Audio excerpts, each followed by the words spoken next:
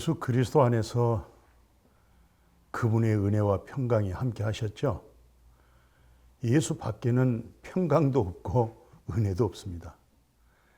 예수 그리스도 아니라고 하는 말은 사도 바울 선생님이 고린도전서 1장 30절에 참 말씀 잘 해놓으셨어요.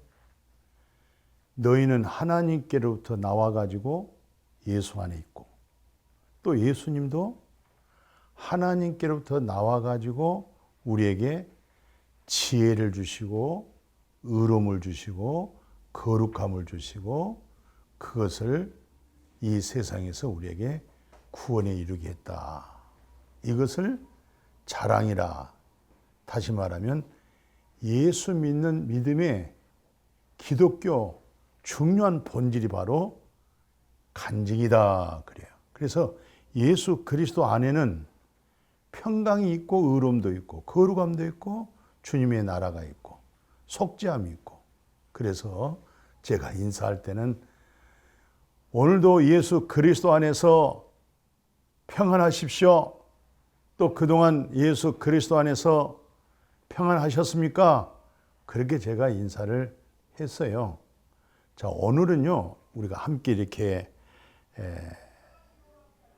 생각하면서 하나님께서 주신 신령한 복, 여호와 입에서 나오는 말씀의 복음, 생명의 복음이죠. 영생의 복음이죠. 십자가의 복음이죠. 그 부분을 통해서 은혜를 함께 나누려고 그래요. 자, 교회의 사명은 무엇일까요? 고린도전서 16장 1절에서 6절까지, 고린도전서가 1장에서 16장이 마지막이잖아요. 근데 16장에서 1절, 2절, 6절까지 내용을 보면 사도 바울은 어떻게 하든지 예수 그리스도의 복음을 전할 수 있도록, 또 믿음의 형제, 어려운 형제들을 도울 수 있도록, 그런 측면에서 교회의 사명이 무엇일까요? 이렇게 한번 제목을 정해보죠. 자, 교회의 사명이라고 하는 말은 뭐 우리가 쉽게 얘기할 수 있도록 뭐 하겠어요? 전도하는 거겠죠. 전도가 바로 뭐예요? 뭐 굳이 하는 것을 넘어서서 가장 핵심적인 게 십자가의 복음, 성령의 역사를 통해서 영혼 구원받도록, 말씀과 성령으로 거듭나서 하나님의 나라를 들어가기도 하고 하나님의 나라를 볼 수 있도록, 그러니까 이 세상에서 하나님의 나라를 보고 하나님 나라를 들어갈 수가 있는 거죠. 그러니까 귀가 열린 사람이잖아요. 그걸 할례 받았다 그래요. 또 할례는 외적인 할례가 아니고 내적인 할례, 영에 속한 것을 의미하잖아요. 그런데 오늘 사도 바울 선생님은 어떤 면에서 좀 오늘 부담스럽고 마음이 좀 무거운 제 생각이 들어요. 왜냐하면 그 예루살렘 교회가 좀 어려움이 왔어요. 이 어려움이 닥치다 보니 이 문제를 해결해야 되는데 실상은 자금이 좀 필요했었어요. 그러니까 그 주 44년에서 46년 그 기간에 흉년이 있었다 그래요. 흉년. 그러니까 많이 가물어지니까 먹고 살기가 어렵고, 또 우리 믿음의 성도님들의 생활이 많이 궁핍했다는 것이죠. 또 하나의 문제는 스데반 집사가 이제 순교를 당하고 이스라엘 백성들, 그 믿음의 우리 형제 자매들이 곳곳으로 다 흩어졌잖아요. 그 흩어지는 그 삶 속에서 얼마나 많은 생활고가 컸겠어요. 이런 측면에서 오늘 사도 바울 선생님이 예루살렘 교회가 어렵다, 이 어려움을 우리가 함께 좀 해결해 나가자, 그런 측면에서 오늘 그 고린도 교회라든가 또 여러 교회들, 갈라디아 교회라든가 이런 교회들을 향해서 그 도움을 요청했어요. 좀 협력해 달라고. 그런 측면에서 오늘 첫 번째 그 고린도 후서 9장 1절에서 2절 내용이죠. 그러니까 고린도 교회라든가 마게도냐 교회라든가 또는 갈라디아 교회 여러 교회들에게 서신을 띄운 거예요. 그 내용은 예루살렘 교회가 어렵다. 우리 믿음의 형제 자매들이 생활고로 어렵다. 또 교회 사명이란 것은 복음을 전해야 되고 또 끝까지 예수 그리스도의 사명을 감당하기 위해서는 먹든지 마시든지 무엇을 하든 간에 복음 전해야 되는 거 아니겠어요? 하나님 앞에 영광을 돌리는 삶을 살아야 되겠는데 지금 어렵다 이 말이죠. 이런 측면에서 사도 바울 선생님이 고린도후서 9장 1, 2절에 뭐라고 얘기하냐면 성도를 섬기는 일에 대하여 내가 너에게 쓸 필요가 없다 그래요. 쓸 필요가 없다. 왜냐하면 마게도냐 교회들 또 아가야에서 1년 전부터 이 소식을 알고 준비를 다 했다는 거예요. 얼마나 감동적입니까? 그렇잖아요. 1년 전부터 조금씩 모아서 예루살렘 교회를 섬겨야 되겠다. 성도들을 섬겨야 되겠다. 이제 그 소식을 사도 바울이 이제 접한 거잖아요. 그러니까 다시 여러분들에게 편지 쓸 필요도 없고 이런 말 할 것도 없다. 여러분들이 다 사전에 이렇게 준비되어서 정말 이게 이제 자랑이라고 그러잖아요. 나는 이런 자랑, 과연 너의 열심이 많은 사람들에게 뭘 줬겠어요? 감동을 준 거죠.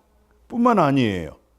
고린도후서 9장 5절에 보면 내 형제로 먼저 너에게 가서 너희가 먼저 전에 그 약속한 헌금 있죠. 내가 이렇게 해서 어렵지만은 예루살렘 교회를 위해서 제가 협력하겠습니다. 돕겠습니다. 이런 약속들, 이런 약속을 미리 준비하도록 해가지고, 바로 가서 즉석 가서 이렇게 헌금하고 그런 게 아니라 사전에 다 준비해 놨다가 이제 사도 바울 선생님 오시면 그냥 그걸 그대로 이걸 예루살렘 교회 성도들에게 섬길 수 있도록 좀 수고해 주십시오. 이렇게 이게 얼마나 아름답고 인격적입니까? 지금 이런 부분을 말씀하고 있어요. 그리고 나서 나중에 고린도 후서 하나 더 인용해 볼게요. 그 6절에서 7절 보니까요. 여기서 이제 그런 얘기 하는 거예요. 적게 심는 자는 적게 거두고 많이 심었다. 그럼 많이 거둘 것이다. 그러면서 하나님 앞에 예물 드린다고 하는 것은 억지로 하지 말아라. 그럼 어떻게 합니까? 기쁨을 해라. 어떻게 합니까? 자원하는 마음을 해라. 그래야 하나님께서 여러분들을 사랑하는 거 아니겠느냐. 바로 그 사랑이 억지가 되지 않고 그분의 사랑으로 자원하고 그분의 사랑을 힘입어서 기쁨으로 그럴 때 하나님 영광 받으시고 또 그 예물이 얼마나 고귀하게 귀하게 쓰여지겠어요. 오늘 우리 성도님들 다 어렵죠. 지금 상황적으로 어렵습니다. 그래도 교회가 재정적으로 어렵다든가 전도하고 봉사하고 섬기는 일이 재정이 어렵다고 할 때는 이건 참 교회가 교회 모습이 아니죠. 어떠면서 그 교회 성도들 참 부끄럽잖아요. 그죠? 그런 일들을 서로 티끌 모아 태산이란 말도 있고 종이장도 맞들면 가볍다고 하는 말이 있잖아요. 서로 협력해서 이렇게 고린도 후서 9장에 나와 있는 말씀처럼 자원도 하고 또 기쁨으로 하고 또 미리 사전에 준비해서 또 1년 전부터 준비하고 이렇게 다 영혼 구원하고 교회를 섬기는 이 일들을 사전에 이렇게 준비했다. 참 감동적입니다. 정말 은혜 되잖아요.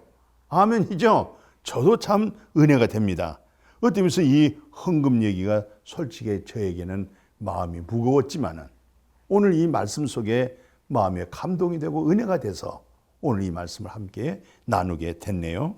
자, 고린도후서 9장 11절에서 12절의 내용은 뭐라고 얘기하냐면, 너희가 모든 일에 넉넉하여 너그럽게 연보를, 헌금을 이렇게 함으로 인해서 정말 하나님 앞에 감사하고, 또 하나님 앞에 감사할 때 그게 하나님의 영광이 되잖아요. 근데 그 예루살렘 성도들이 그 사랑을 받았어요.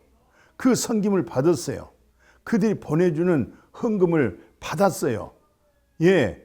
그럴 때 오늘 성경에서 뭐라고 하냐면, 그들의 믿음이 더 견고하게 되어지고, 또 그들이 지금 여러분들 마게도냐 교회나 갈라디아 교회나 고린도 교회 성도들이 보고 싶다는 거예요. 그립다는 거예요. 예, 이게 정말 성도의 아름다운 교제가 아니겠어요? 예, 우리가 예수 그리스도 안에서 하늘의 신령한 복음을 듣고 마음에 기쁨이 오잖아요. 평강이 오잖아요. 감사가 오잖아요. 하늘문이 열리고 우리의 본향이 새하늘과 새 땅과 새 예루살렘의 소속이 분명하잖아요. 그러니 그런 마음으로, 그런 믿음으로 어려웠을 때에 도와줬더니 이분들이 그렇게 마음에 간직하고 생각하고 기도하고 감사하고, 또 믿음이 견고해지고, 또 외로 이들을 언제 한번 볼 수 있을까? 이분들과 언제 한번 얼굴을 대면하면서 교제할 수 있을까? 이런 마음을 가졌다는 거잖아요. 참 놀랍습니다. 자, 이런 측면에서 오늘 고린도후서 9장 13, 그 14절 같은 경우에는 뭐라고 말하냐면 이렇게 얘기하고 있어요. 자, 그리스도의 복음을 진실하고 복종하는 것, 또 예수 그리스도의 복음을 땅끝까지 증거하는 일들. 예. 어떻든 복음 전하는 일들은 아름다운 발이지만, 그래도 어떤 면에서 성도들의 아름다운 사랑의 손길이 필요하지요. 선교비가 있어야 되지 않겠어요?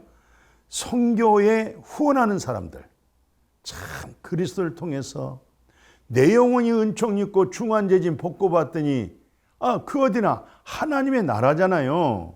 그죠?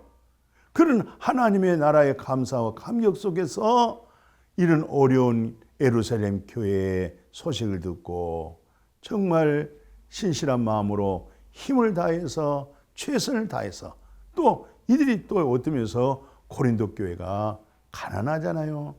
갈라디아 교회도 마찬가지예요. 마게도냐 교회도 다 마찬가지예요. 다 여유가 있는 거 아니었어요.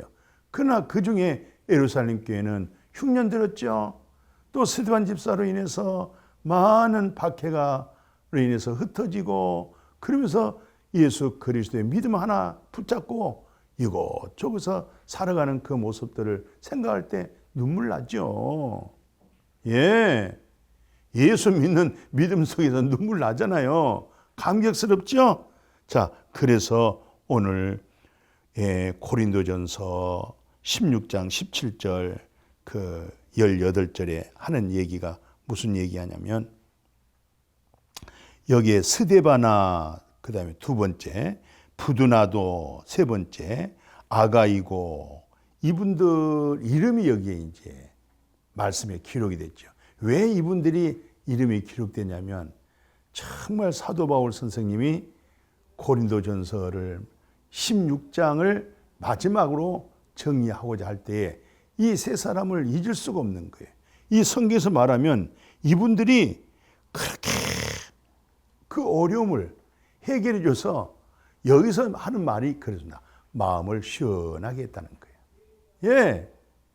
마음이 시원하다. 예. 오늘 우리가 서로 어떤 사랑하고 교제하는 그 관계에서 상대방의 마음을 시원하게 했다. 또는 유쾌하게 했다. 실상 시원하다, 유쾌하다. 이건 진리의 성령을 통해서 성령을 받으면 성령으로 거듭날 때 얼마나 마음이 유쾌합니까? 예. 얼마나 마음이 시원합니까? 얼마나 마음이 해방과 자유가 옵니까? 근데 오늘 사도 바울이 세 사람을 낱낱이 이름을 쓰면서 이들이 참 그 어려운 모든 문제를 다 보충해 줬다는 거예요. 예, 보충했다는 거예요. 보충. 채워줬다는 거예요. 이 세 분이. 그래서 마음이 아주 시원케 했다는 거예요.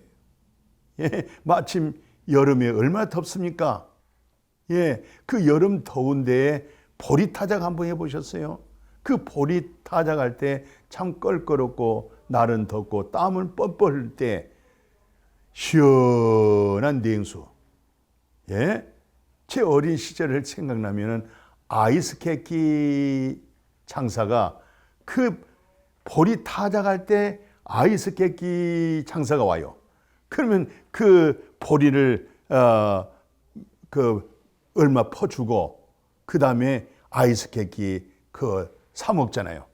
얼마나 맛있습니까? 아주 시원하잖아요. 예, 아주 마음이 시원하잖아요. 또 시골에 물 있죠. 그 물 아주 차디차잖아요. 여름일수록 그 우물이 차요. 이야, 그 물 한 바가지 꼴깍꼴깍 마실 때 아주 목에서 그냥 꼴떡꼴떡 넘어갈 때 얼마나 시원한지. 마침 오늘 이 세 사람이 그렇게 어려움의 문제를 갖다가 다 힘써서 보충해 줬다는 거예요. 사랑하는 우리 형제 자매님, 사랑하는 우리 성도님들이요. 혹시 교회에 재정적으로 어려움이 있다고 할 때에 이렇게 그것을 다 보충했다든가 채웠다는가, 그러면 그 목회자의 마음이 얼마나 시원하겠어요. 또는 목사님이 또 어디 선교를 나갔어. 예, 복음 전하러 가잖아요. 그 놀러 가는 거 아닙니다.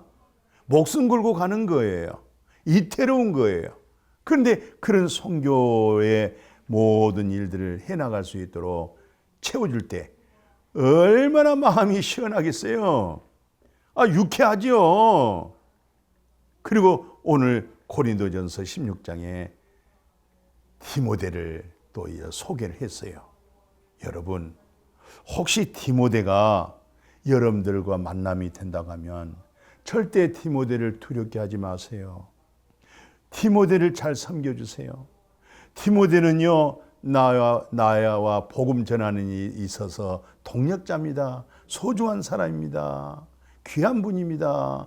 예, 정말 주 안에서 참 이런 아름다운 교제, 이런 아름다운 코이노니아, 이게 바로 그리스도 예수 안에 사귐이잖아요. 복음의 사귐이죠. 순전한 진리의 생명의 사귐이죠. 얼마나 아름답습니까? 이렇게 주님의 종을 인정하고 그 어려운 상황을 그것을 염려하지 말고 어떻게 하는지 잘 협력하고 도와주라.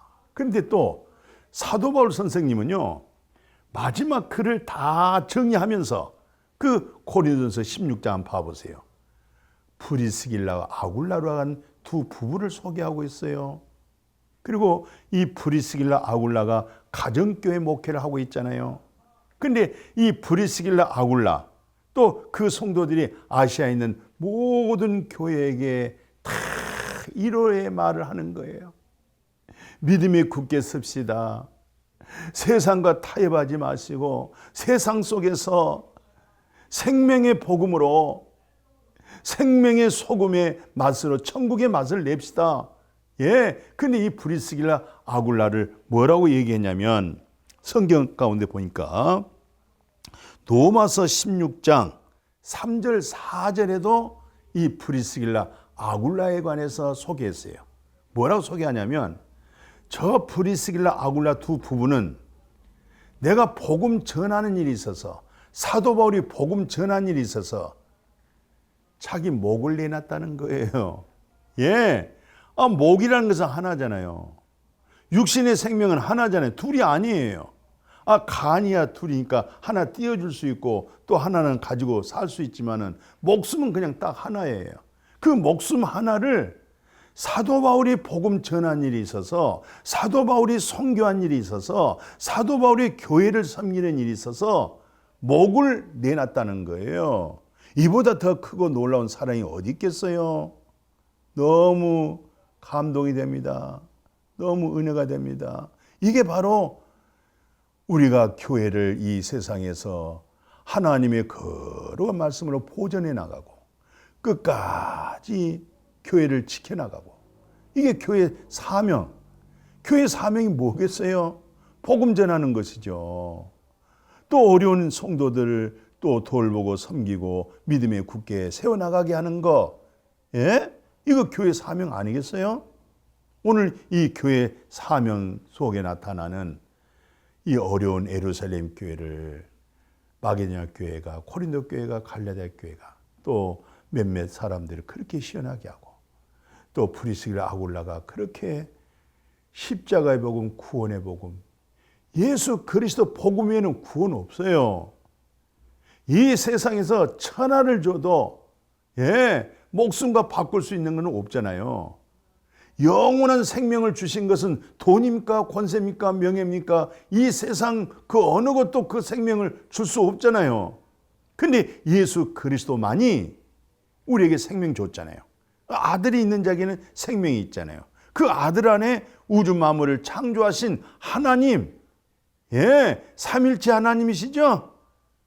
그 아들이 있는 자에게는 생명이 있는데 이보다 더 귀한 것이 어디 있겠어요? 모세는요, 이런 말씀을 남겼어요. 이 말씀 좀 기억해야 될 것 같아요.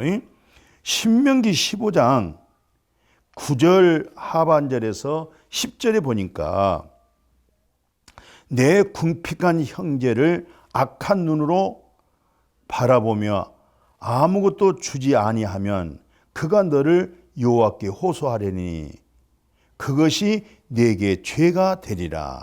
너는 반드시 그에게 줄 것이요 줄 때는 아끼는 마음으로 품지 말 것이라. 이로 말미암아 내 하나님 여호와께서 내게 하는 모든 일에, 내 손으로 하는 모든 일에 복의 근원 되신 하나님이 복을 준다는 거예요. 그런데 이것이 기복주의는 아니잖아요. 복을 받기 위한 목적으로 한 거 아니잖아요. 어떻든 형제 중에 굽행한 자를 없인 여기지 말고 악하게 보지 말고 그들을 도와줬다, 구제했다.